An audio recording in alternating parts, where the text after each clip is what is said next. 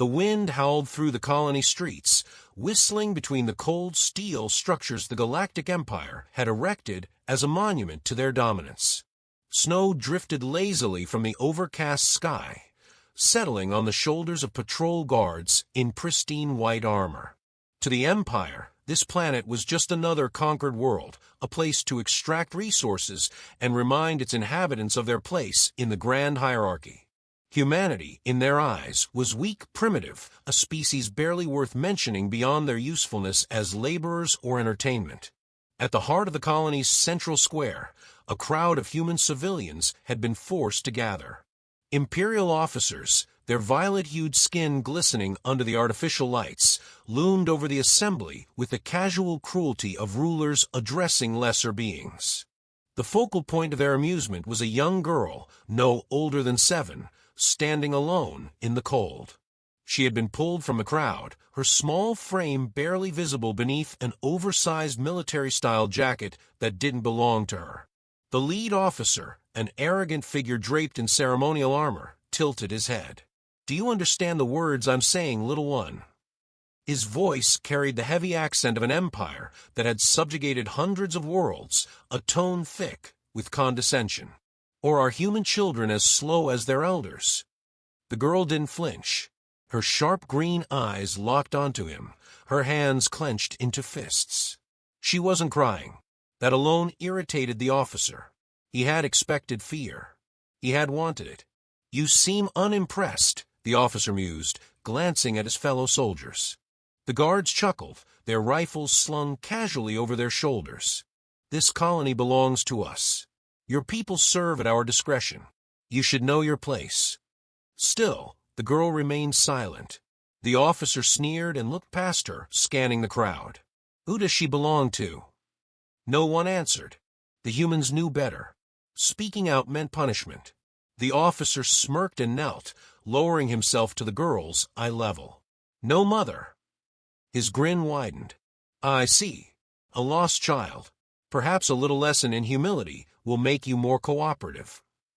A gloved hand shot forward, gripping the girl's arm. She didn't struggle, didn't cry out. That, more than anything, unnerved him. His fingers twitched. He could snap the bone easily. Just a quick flex of strength. That would teach them. A single shot cracked through the square.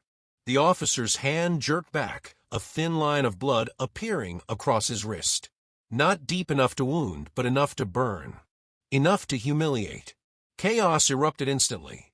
Imperial guards unslung their rifles, forming defensive perimeters, their helmets scanning the rooftops and alleys. Soldiers barked orders, civilians ducked, and the square turned into a whirlwind of movement. The officer stumbled backward, staring at the thin red line on his wrist, as if it were a mortal wound. His face twisted in fury. "Who dares?" he roared. "Find them." His subordinates were already moving, but the humans in the crowd had begun to murmur. The officer didn't need a translator to understand what they were saying. Sniper, a word that carried weight. A word that belonged to legends of war, whispered among occupied colonies. A word that no Imperial soldier wanted to hear when exposed in an open square. Then another realization settled over him, one colder than the air itself. This was a warning shot. His gaze snapped back to the child. She had not moved. But this time, there was something else in her expression, something that made his gut twist. Smugness. Not fear. Not relief. Smugness. A chill far deeper than the winter air crawled down his spine. He turned his head slightly, whispering into his communicator. "Deploy the hunters." Far beyond the colony walls, nestled within the skeletal remains of a ruined city, a man adjusted his scope. 2 degrees west, his voice was calm, steady. He lay motionless, his rifle cradled in his arms as though it were an extension of himself. Snow had settled across his gear, blending him seamlessly into the environment. Already on it, came the reply. A second figure, positioned somewhere beyond sight, mirrored his movements. They weren't using comms. No need. This was muscle memory. A language spoken without words. The woman exhaled slowly, adjusting her own sights. "They're sending the hunters." Expected. Her finger hovered over the trigger. Think they'll figure it out. Not before it's too late. A quiet pause. She held her ground, the woman murmured, eyes still locked on her target. The man allowed himself a hint of a smile. She takes after you. Another silence stretched between them. Not an empty one, one filled with the knowledge of what came next. The hunters would come. They would not return. Snow crunched beneath heavy boots as the Imperial Hunter squad moved through the dense forest beyond the colony walls. 6 of them, clad in advanced adaptive armor, their helmets filtering out the biting cold while thermal optics scanned the treeline. They moved in perfect formation, every step calculated, every breath measured. The Empire did not take humiliation lightly. A sniper had made them bleed, and that sniper would be eliminated. The squad leader, a veteran of planetary suppression campaigns, slowed his pace, raising a clenched fist. His men halted instantly. The silence was unnatural. No distant animal cries, no rustling of wind through leaves, just the slow, deliberate fall of snowflakes against an unmoving world. His comms unit crackled. Status. Movement detected, one of his scouts reported. Southwest Ridge. Heat signature small. The squad leader turned toward the coordinates and signaled for a silent advance. The trees grew denser, skeletal branches intertwining to create a maze of concealment. His helmet's targeting interface flickered as it struggled to process the terrain. Something was interfering with their scanners. A trap. He signaled the squad to spread out, fingers tightening around his weapon. The Empire's forces were accustomed to overwhelming technological superiority, but they had learned not to underestimate humans, not after the last few planetary campaigns. And yet, the sniper's presence here suggested something else. Something deliberate. The scout moved first, stepping ahead of a group, his weapon raised. His sensors pinged again, locking onto the heat signature. He turned the corner of a fallen tree, rifle aimed, and exhaled sharply. A child, a little girl, no more than 7, huddled against the base of a thick tree trunk.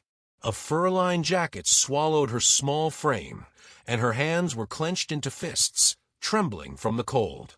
She looked up, eyes wide with terror. The scout hesitated. His training dictated ruthlessness, but she was just a child. His hesitation lasted exactly 2 seconds too long. The crack of a suppressed rifle split the silence. A single bullet punched through his helmet's visor, dropping him instantly. The squad leader barely had time to react before a second shot followed, slicing through the air like a whisper before embedding itself into the throat of another soldier. Panic rippled through the formation. The remaining 4 soldiers ducked, their armor's impact sensors blaring. The child was gone, vanished into the undergrowth as if she had never been there. The squad leader swore under his breath. Sniper, West Ridge. They had walked into a kill zone. The third shot came from the opposite direction, slamming into the shoulder of a soldier attempting to reposition. He stumbled backward, armor plates buckling under the force of the round. Before he could recover, another bullet struck him just below the chin, shattering the reinforced plating. 3 down. The remaining soldiers activated their countermeasures. Smoke canisters erupted, flooding the forest with thick, obscuring mist. Their armor adapted, shifting into full defensive mode, rerouting power to shields. They had been trained for hostile environments, ambush scenarios, engagements with insurgents using archaic kinetic weapons. But this wasn't an insurgent strike. This was something else. The squad leader switched to infrared, sweeping his rifle across the treeline. Shapes flickered, but nothing held still long enough to confirm a target. Whoever these snipers were, they were moving between shots, calmly, precisely, as if this were nothing more than a routine drill. A 4th shot tore through the mist, bypassing armor plating as though it didn't exist. The 4th soldier fell without a sound. The squad leader's breathing quickened. This wasn't possible. They had the best targeting systems in the sector. Their armor was rated against standard ballistic projectiles. This level of precision, the patience, the perfect shot placement, it was beyond human capability. A legend whispered through the ranks of the Empire's military forces. A name spoken only in hushed tones, dismissed as exaggeration, an old soldier's nightmare. Sniper Lady. His stomach twisted. Another shot rang out, and his final soldier dropped. He barely had time to react before something shifted behind him. A presence, silent, precise. Cold metal pressed against the back of his helmet. "Drop it." The voice was female, controlled, absent of emotion. He obeyed, releasing his weapon. It landed soundlessly in the snow. A second voice spoke from his left. Male this time, steady and unimpressed. "You never had a chance." He clenched his jaw. The Empire did not surrender. The woman exhaled. "I see it in your stance. You'd rather die than be taken." His muscles tensed, readying for a final lunge. The last thing he heard was the click of a trigger. Snow continued to fall undisturbed. The Empire reacted with predictable fury. The loss of an entire hunter squad was an insult that demanded immediate retribution, and the response came swiftly. By morning, the colony was locked down. Troops flooded the streets. Gunships circled the perimeter, and high command officers barked orders through speakers that rattled the buildings. Every human was forced from their homes, rounded up into the square, like cattle. A message had to be sent. Defiance would not be tolerated. Resistance would be crushed. The governor overseeing the occupation, a towering figure clad in ceremonial armor, stood before the gathered crowd. His violet skin shimmered under the artificial lights, his black eyes scanning the rows of frightened faces. He carried himself with the arrogance of an imperial noble, one who had never seen battle, never pulled a trigger in true combat. He did not need to. His soldiers did that for him. He raised a hand, and the murmurs of the captives fell into silence. "A sniper took lives last night." His voice was smooth, almost soothing, like a man explaining an unfortunate accident rather than delivering a warning. The Empire is patient. The Empire is merciful. But patience is not infinite. Mercy is not without limits. He gestured, and a line of soldiers marched forward, dragging human prisoners with them. 5 men, bound, bruised, forced onto their knees. They were not fighters. They were civilians pulled from their homes, chosen at random, faces pale with fear. The governor's expression remained unreadable. "One of you knows the truth. One of you knows who did this." He paused, letting the weight of his words settle over the crowd. "Speak now, and these men live." No one moved. The air was thick with fear, the kind that clawed at the throat and turned limbs to stone. The governor tilted his head, as if mildly disappointed. "Very well." He raised a hand, and the first prisoner was executed on the spot. A woman in the crowd gasped. A child whimpered. The remaining 4 captives stared at the body in horror, their own impending fate reflected in the blood pooling at their knees. "Let's try again." The governor's voice remained pleasant, as if he were merely discussing administrative matters. "Who is responsible?" Silence. Another shot. Another body collapsed. A ripple of movement caught his attention. A young girl, small, insignificant, stepped forward. The governor's eyebrows lifted in mild curiosity. "Ah, the child again." She didn't flinch under his gaze. She didn't look at the bodies, didn't cry, or plead. "Go home," he told her. "This is not your concern." The girl's lips barely moved. "You should leave." The governor's amusement faltered. The air shifted. Something unseen, something instinctual, warned him that this was wrong. This was all wrong. A gunshot split the air. It did not come from the soldiers. It came from beyond the colony walls. A single shot, precise and deliberate. A warning, like the first one. But this time, the meaning was clear. "You are already dead." The governor's expression darkened. He had underestimated the situation. "Deploy the full garrison," he ordered. "Now." His men scrambled, activating drones, setting up turrets, repositioning snipers on the rooftops. The colony was turned into a fortress in minutes. Another shot rang out. A distant gunner collapsed, his helmet splitting open like an eggshell. Panic rippled through the ranks. Soldiers shifted, adjusting their formations. Their scanners found nothing. Their comms crackled with static. A third shot. Another kill. The governor's fingers twitched. "This is not possible," he murmured. A fourth shot. A rooftop sniper fell, tumbling from his perch. The soldiers abandoned their precision. They fired wildly into the trees beyond the colony, their plasma rounds searing through the cold air. The night lit up with burning streaks of energy, but they were shooting at ghosts. The fifth shot took the governor's second-in-command. The sixth found another officer. The soldiers were breaking, their formation unraveling. The colony was supposed to be under imperial control. This was supposed to be an execution, a reminder of their power. Instead, it was something else entirely. A massacre. The seventh shot silenced the alarms. The eighth severed power to the guard towers. The ninth killed the last officer standing beside the governor. And then silence. The governor stood frozen in place. His men were dead. His defenses were useless. His empires might had shattered in the span of minutes. A single whisper passed through the ranks of surviving soldiers. "Sniper lady." He swallowed. The girl in front of him did not smile. She did not mock him. She simply stood, waiting. The governor took a slow step backward, and then he ran. The governor's retreat was instinctive, driven by something deeper than fear. It was not the rational, calculated withdrawal of a tactician, but the blind flight of prey that had suddenly realized it was being hunted. He moved without grace, his ceremonial robes tangling around his legs, his hands trembling as they fumbled for the communicator at his hip. His empire was vast, his authority absolute, yet at this moment, none of it mattered. The chain of command had collapsed, and survival had become his only priority. He pressed the transmitter, his voice cracking. Reinforcements, immediate deployment, sector lockdown. Another shot rang out.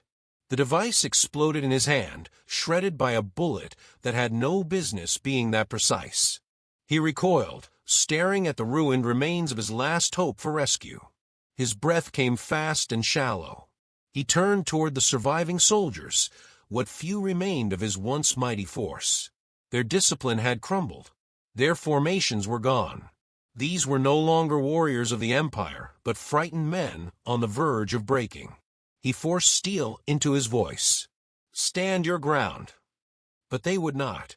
Their weapons twitched in trembling grips, their eyes scanning the rooftops, the windows, the treetops beyond the settlement's walls. They were looking for something they would never find. The sniper had no form, no location. She existed as a whisper, a specter that moved unseen. One of the soldiers muttered the name again. Sniper Lady. A title. A warning. A legend. She had no official records in the Empire's database. No confirmed sightings. No physical descriptions. There were stories, of course, told in hushed voices by survivors who wished they had died instead. There were conflicting reports. Some said she was a myth, a fabrication of human propaganda. Others swore they had seen her in battle, a ghost slipping through the cracks of imperial strategy. The governor had dismissed the rumors. He had mocked them. And now here he was. A new shot pierced the silence. Not at him, but at one of his fleeing officers. The man's head snapped back before he hit the ground, his rifle slipping from lifeless fingers. The meaning was clear. The governor was not allowed to run. He was meant to stay and witness what came next. The realization sent ice through his veins. His grip tightened around his useless sidearm. He would not fall like this. He was of imperial blood. He was of the ruling class. He would not, could not, allow himself to be slaughtered like the rest. Another shot cracked through the air. Another soldier fell. This was not combat. This was an execution. The governor's thoughts raced. There had to be a way out. He needed to regain control. Fear was the enemy now. Fear was what was tearing his men apart. He needed them to remember who they were. "We outnumber them," he snarled, stepping forward, forcing strength into his stance. "We are the Empire. We do not cower before primitive weapons." No one moved. No one listened. A sharp, mechanical click echoed through the square. The governor knew the sound, the chambering of a round. His body went rigid.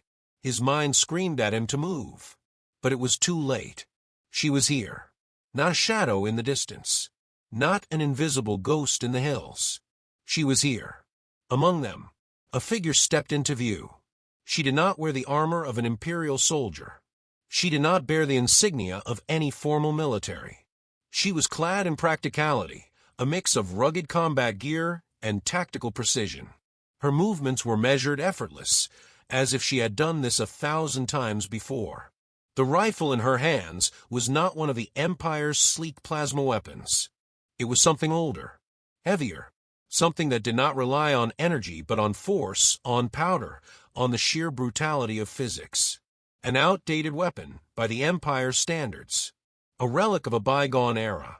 And yet it had torn through his forces with an efficiency their advanced weapons could never replicate. She was calm, unshaken, her gaze locked onto him with an intensity that stripped away every layer of power he had once possessed. She spoke only once. "Let them go." The governor's throat went dry. She was not pleading. She was not bargaining. It was a command, one that left no room for negotiation. For the first time in his life, he understood what it meant to be powerless. The colony's civilians were still huddled in the square, waiting for a fate that had seemed inevitable. The Empire did not negotiate with insurgents. It did not yield to demands. But this was not an insurgent. This was something else. The governor's lips parted, but no words came. His mind screamed at him to fight back, to take control, to do something, anything. Another gunshot. Not at him. At the last soldier who had dared to raise his weapon.